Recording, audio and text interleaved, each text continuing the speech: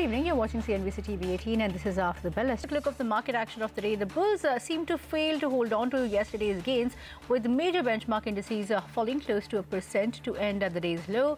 So Nifty failed to hold on to that 11,600 mark and Sensex fell more than 350 points.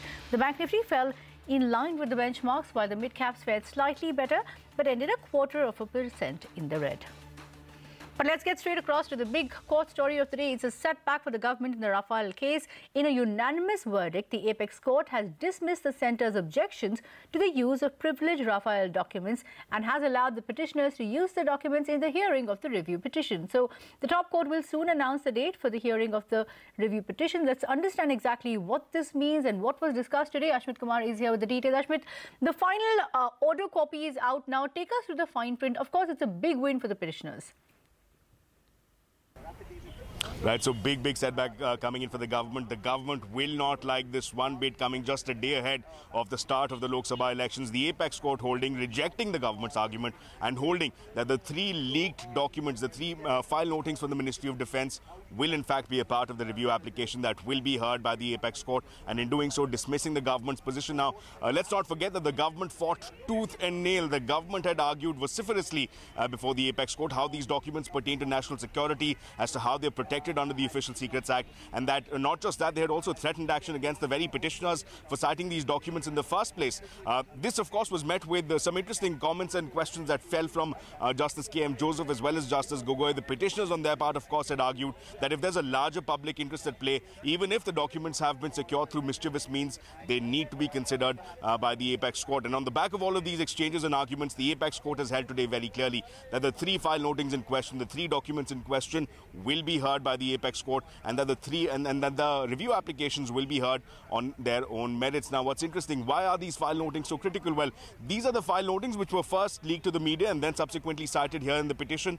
They raised some very tough questions and serious questions as to why there were parallel negotiations being done by the Prime Minister's office, as to questions over how there was a waiver of sovereign guarantee, which is a norm for intergovernment agreement. This too is an intergovernment agreement. Why there was a waiver in the first place of a sovereign guarantee? These are the questions that in fact came to light. These are the new facts that emerged post the December 2018 judgment, which had given a clean chit as far as the Rafale deal is concerned. And it is in light of these documents, these tough questions, that the Apex Court will now resume hearing of these review applications. So again, tough times, tough issue, and a definite setback coming in as far as the government is concerned, adding to the political fodder just one day ahead of the Lok Sabha elections. Please don't think that the matter is confined to the documents. The review petition covers a much larger ambit about the judgment, about what the judgment was based on, the notes of the government which were false, which suppressed crucial facts. So all those things will be now, we will certainly bring it to the attention of the court, and let us see what the court decides. One final question, sir. I'll just take 30 seconds. That with respect to the Lok Sabha elections, we're just a day ahead of that. The government has been claiming all throughout that they've received a clean chit from the Apex Court. Does that stand perhaps need to be revised, especially in context of the Lok Sabha elections? The government goes on saying things, and you people keep on broadcasting those government's lies and falsehoods and false claims. Today they will have something else. Arun Jaitley will write another blog. This minister for blogging, that's all their job. आज supreme court ने clear कर दिया है कि चौकीदार जी ने चोरी करवाई है। सुप्रीम कोर्ट ने एक्सेप्ट किया है कि राफेल मामले में कोई ना कोई करप्शन, कोई ना कोई भ्रष्टाचार हुआ है। All right, the latest on the row over electoral bonds then. The Election Commission has told the Supreme Court that it was not against the issuance of electoral bonds for funding political parties. However, the poll panel has argued that it is against the anonymity of donors and wants transparency in that very scheme. But let's get on to the day's political headline then. Congress President Rahul Gandhi filed his nomination from Amethi in Uttar Pradesh today. He was accompanied by Sonia and Priyanka Gandhi, Robert Vadra, as well as their children. Before filing the nomination, the Gandhis held a 3-kilometer road show in the family bastion. Priyanka Gandhi's son and daughter were also present at that rally. Rahul will be fighting the elections against BJP's Smriti Irani and has been representing the constituency for the past 15 years. Amethi will be voting on the 6th of May during the 5th phase of elections. Parishit Luthra, who was present at Rahul Gandhi's roadshow, sent this report earlier. There on your screens, Rahul Gandhi arriving for the roadshow in Amethi. This is the bastion of the Gandhi. Since 1967, when this constituency was formed, the Congress has lost the election only twice. Rahul Gandhi himself has been a three-time MP from the region since 2004. The BJP saying this time around things are very different, and Smriti Irani is in a strong position to defeat Rahul Gandhi. Smriti Irani alleging that Rahul is an absentee MP. He only comes once in a while, but she has been camping here, coming here regularly. There has been a lot of dispute between both the Congress and BJP over who's done more work here, both parties claiming credit. There have been a set of announcements made by the Prime Minister as early as the first week of March, but the Congress saying many of those announcements had actually been made by the Congress in its own tenure. So these are the pictures coming from Rahul Gandhi's roadshow. He's come here with Priyanka Gandhi, Robert Vadra, so the whole Gandhi family out in full strength to campaign for Rahul. And we'll see similar scenes in Raebareli when Sonia Gandhi files her nomination papers as well. With Bureau Journalist Hruday Patra from Amethi region of Uttar Pradesh, this is Parikshit Luthra. Let's stay with this. As the battle for Amethi heats up, Congress UP leader Pramod Tiwari has expressed confidence that Rahul Gandhi is going to win by a big margin. Take a look. Is fighting against Rahul Gandhi yet again. She's saying that because last time the winning margin came down from 3,70,000 votes to 1.07 lakh votes, this is the only reason why Rahul Gandhi has run away to Wayanad. I want to ask her a counter question. Why Mr. Narendra Modi has run away from Varanasi to Gujarat last time? Why he contested from both the sides? The reason, he was likely to be the Prime Minister. So he contested from two places. This time Rahul Gandhi is going to be the next Prime Minister. So he is contesting from two places. As far as the Smriti Irani is concerned, she is a liar. She always lies with the people of Amethi. She has robbed all the things which Amethi have. If Rahul wins both the seats, and this is what everyone is asking, and I think people of Amethi will also have that query in their minds, what will happen if they win both seats? If Rahul wins both seats? No one can take away Gandhi family from the Amethi. So he'll leave Wayanad and stay here? I'm not saying this. I'm simply saying no one can separate Gandhi family and Amethi. This is my answer. And today I'm predicting Rahul Gandhi is going to win by not less than 5 lakhs votes. This is decision of the Amethi. Okay, meanwhile, Smriti Irani, the BJP candidate from Amethi, has launched a scathing attack on the Congress President Rahul Gandhi in a conversation with Parikshit. Irani said that Rahul Gandhi had to file his nomination from Wayanad also as the Congress in Amethi pleaded him to hunt for another constituency. The BJP leader added that the voter will vote for development, something that she claims the Congress can't offer. Last time, you brought down the winning margin of Rahul Gandhi from 3.7 lakh votes to 1.07 lakh votes. How is the scenario this time around? This time the scenario is such that Rahul Gandhi has chosen another seat. That in itself is extremely telling. I think what is important for me is that the Congress people within the Lok Sabha area themselves gave it in writing to Rahul that please hunt for another seat. So that tells you the state of Congress party in this Lok Sabha region.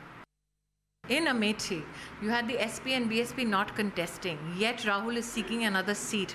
That tells you that the voter is extremely confident on voting on development issues. The fact that this has happened in the Congress president's own bastion, so-called, is indicative of the fact that irrespective of SP, BSP or the Congress party, they are not presenting a larger vision which people believe in for the country. And the BJP, on the other hand, given its record of working for the people and delivering on many promises, has given a vision for the future which people believe. On the issue of the manifesto, the Congress has said the BJP's manifesto is the voice of an isolated man, whereas the Congress's manifesto exercise was an inclusive one. I think the very fact that the Congress says this is in one way it's quite contrary to what the Congress has been doing. Is the Congress of the opinion that every Indian in this country wants Bharat Tere Tukde Honge Nara from every corner of the country? No. Is the Congress of the opinion that Indians in our country believe that the army indulges in violent acts against innocent civilians? No. Is the Congress of the opinion that Kashmir should be given away from the country. No, that's not what the average Indian thinks. What the average Indian thinks is reflected in the manifesto. If the Congress feels that 6 crore citizens of our country are subsumed in one ideology or one party, they are more than welcome to have that view. The BJP manifesto had a lot of focus on farmers, also on infrastructure.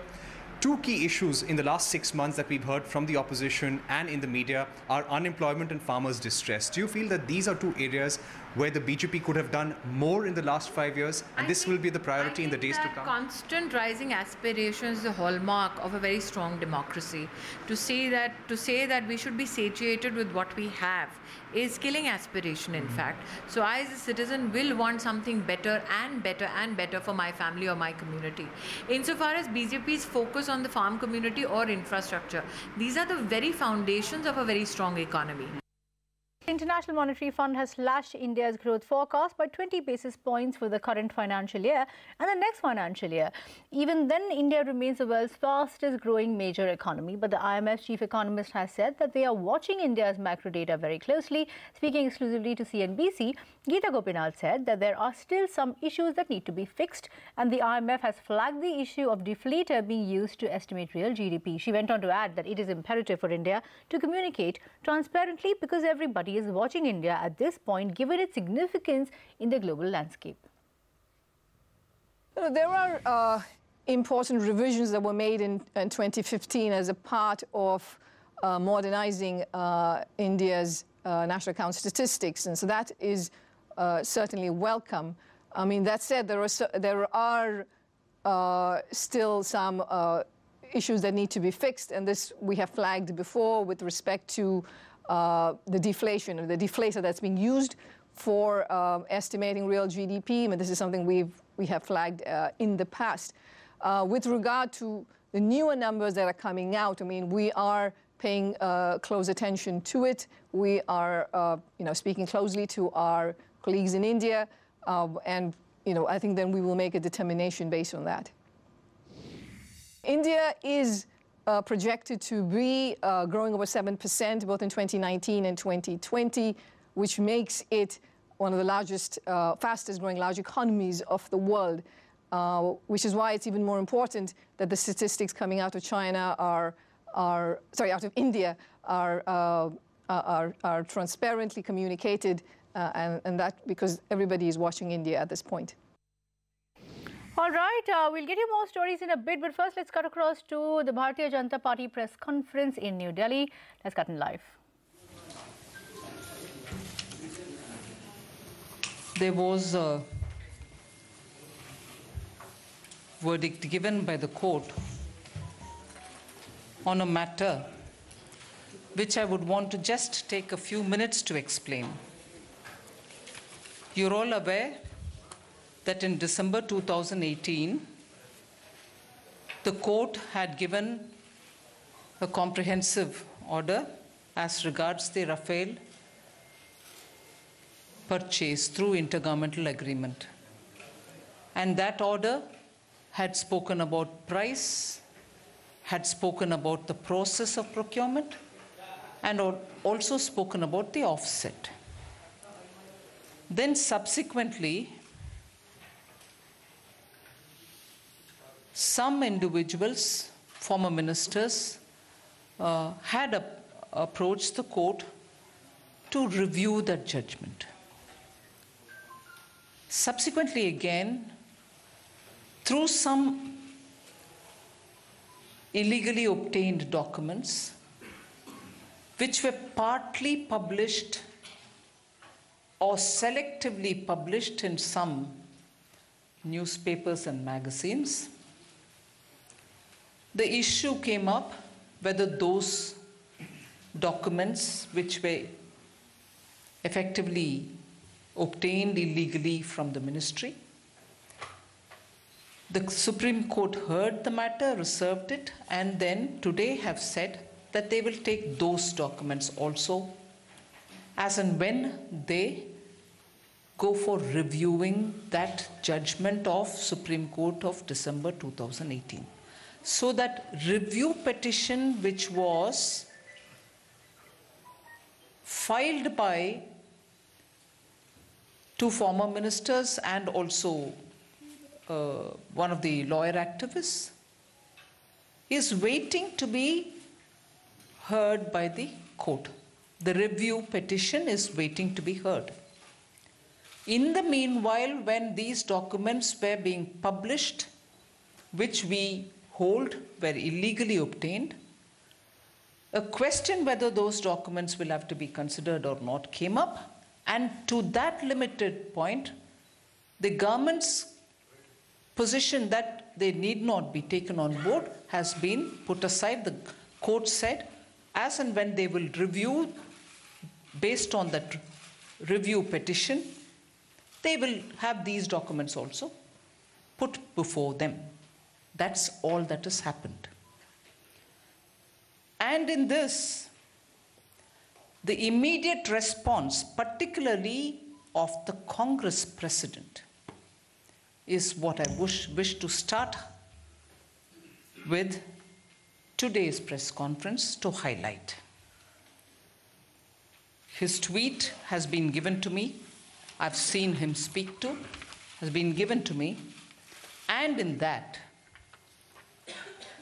he has said that the court has said,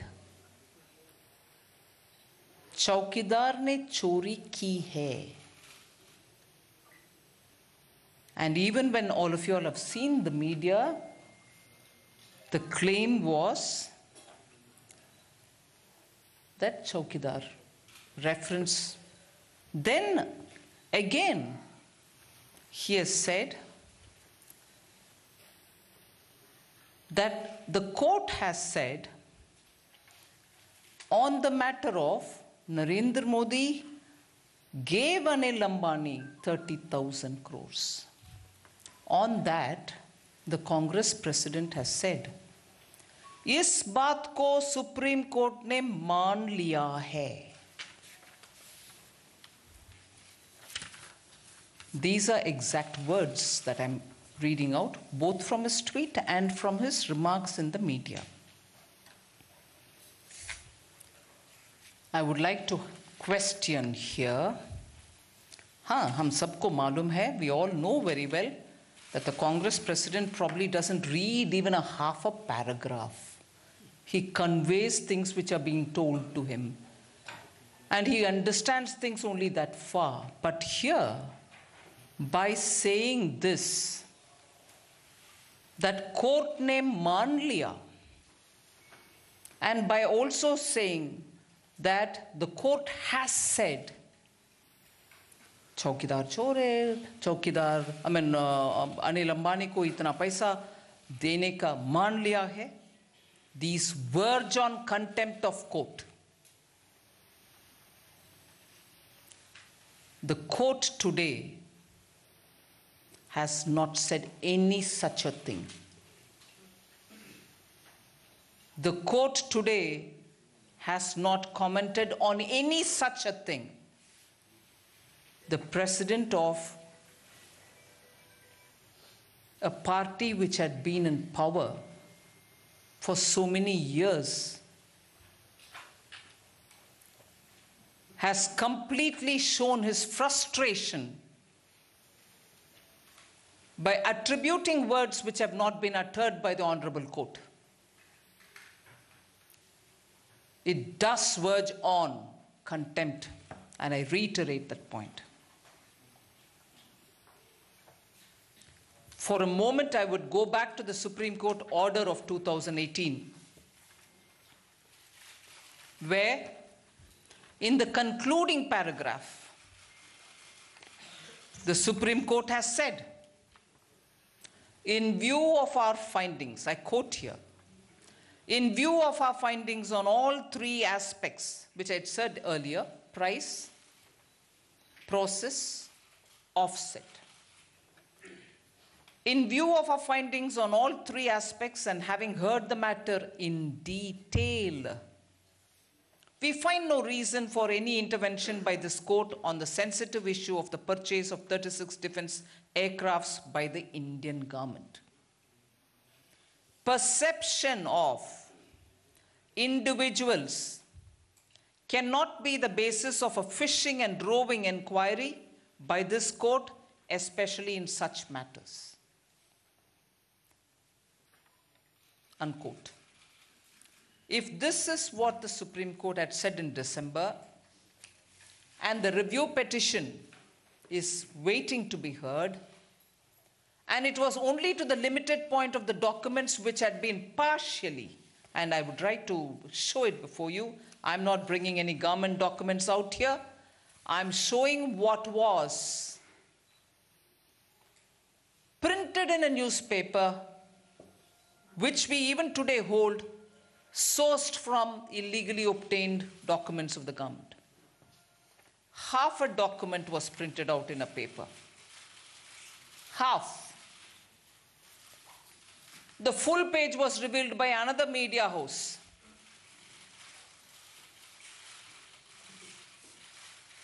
And it is this which I'd like to highlight, which we very clearly said there was this kind of a bringing out of a document partly being shown for some God knows what agenda. And if indeed the minister's opinion was what is being drawn an attention to, it would only be fair to reveal the minister's opinion too. Even that was not revealed.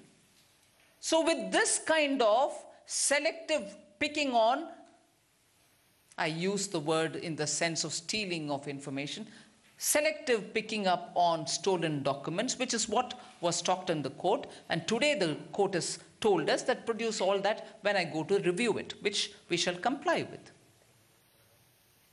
When there is this kind of a part showing of documents, part not being revealed, where the germane matter very germane to the discussion, the opinion of the minister was very clearly put in. Selectively, we wouldn't reveal it.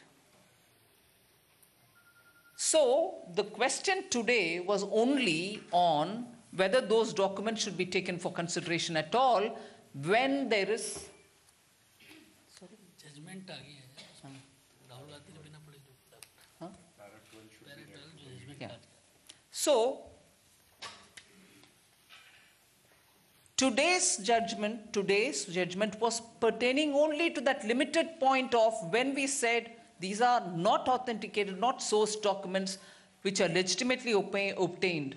Today the court has said that review petition which is waiting to be heard, you may place these documents also there. But Okay, that was a BJP press conference, but we'll have to address the flashes on your screen. Very important. The State Bank of India, the lead lender of Jet Airways, has issued a clarification to potential bidders of Jet Airways. They have modified the terms for acquisition of stake in Jet Airways and are now allowing interested bidders to either acquire the company, effect change in control and management. Ritu, tell us what is the crucial points or the highlights of this clarification and what does this mean now? Now, essentially, what will happen is that the deadline is not being extended, but you can submit a soft copy and then do a hard copy later? Well, yes, no change per se in, the deadline at all. The lenders are still waiting till the end of the day, that is till 6 p.m, for the bidders to come forward to express an interest in acquiring stake. But the terms of acquisition have been modified by State Bank of India in a clarification that it has just put on its website. So earlier they had invited expressions of interest to effect change in management and control. Now, in addition to that, they have invited expressions of interest, one, either to effect change in control of management, or two, from an interested bidder or any other party that could restructure the existing debt of around 8,500 crore rupees and infuse funds by way of additional loans. So if a player is interested in coming and talking to the lenders about a potential restructuring of the debt and also giving some fresh loans or bringing in fresh equity in the company, that would also be allowed by the lenders of Jet Airways. Or of course, there's always the option of acquiring up to 75% equity stake in the company. Now, this is the one important change that has been brought about, that instead of directly just acquiring the company, you can also talk to the lenders about restructuring debt and infusing fresh equity at the same time. But besides this, of course, the terms and conditions remain the same. Because this is a last-minute change, SBI has clarified that while, the soft copies of, the EOI will have to be submitted as of 6 p.m. today, the hard copies they've given a relaxation can be submitted by the 14th of April. As I said, this is a very last-minute change. Perhaps this is an indication that has come in from some of the potential bidders, which is why, we're speculating at this point of time that SBI may have made these changes. But that said, so far no bids have come, but we're given to understand Etihad remains one of the potential bidders. TPG remains one of the potential bidders, perhaps to bid in a consortium. So we're awaiting details. Perhaps by 6 p.m. is when the deadline ends, and we'll find out what happens if any bids come in. If, by some chance there are no bids that are received or not good enough bids that are received for Jet Airways, another option that the State Bank of India-led consortium can look at is to extend the timeline for the bids from 10th of April, perhaps give a few more days to bidders to come forward, especially now coming in the light of changes that they've made to this EOI document, that lenders, that some of the bidders will have more options to look at. So there is a possibility that if by the end of today no good enough bids come forward, the deadline itself could be extended. Of course, the other options that the lenders have been talking about, including, being forced to go into NCLT, is only the last resort that they want to consider. But let's see if with this modification, fresh bids do come in. Well, they probably will have to look at an extension, but of course 6 p.m. is the deadline. We'll be tracking this very closely and we'll have Ritu back with that. But completely out of time, we'll have to wrap this show. Stay tuned though. CNBC-TV18 Election 2019 State of the Market is up next.